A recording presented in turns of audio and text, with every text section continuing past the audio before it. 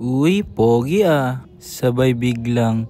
Oops, back to criminology ka boy. Kalbo! Yo, what's up mga kapal? Last day nga pala ngayon ng enrollment at ngayon lang tayo magpapa-enroll. Kaya tara, samahan nyo ako. At yun nga mga kapaldo, pagdating ko sa school, agad-agad akong tumakbo kasi excited na ako magpa-enroll. Bago nga pala tayo maka-enroll, dapat nakapirma na ng clearance. At yun nga, nagpapirma na nga tayo, kaso mahaba pa yung pila, kaya bubudulin muna natin yung ating kaibigan. Ha?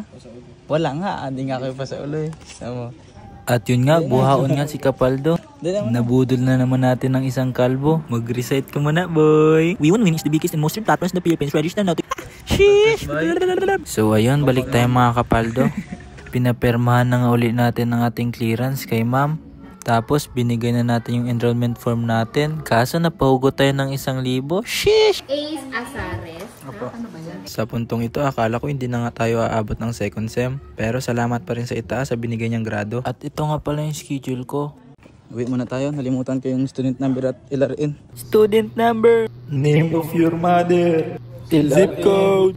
Sa puntong ito, pabalik na nga tayo ng score. Iba na yung Kapaldo na nagsasalita kanina, iba na rin yung ngayon. So ngayon, magpapapirma na tayo kay ma'am.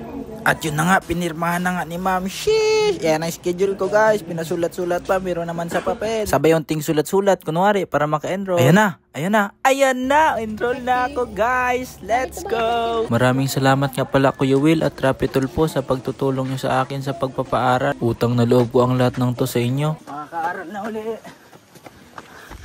Enrolled na ako boy. Tingin din. Ikaw? Wala pa boy. Hintayin mo ako boy. Maraming salamat mga Kapaldo. Kung gusto niya pa uling mapanood ang aking video, please like, follow, and share. Bye bye. Sheesh!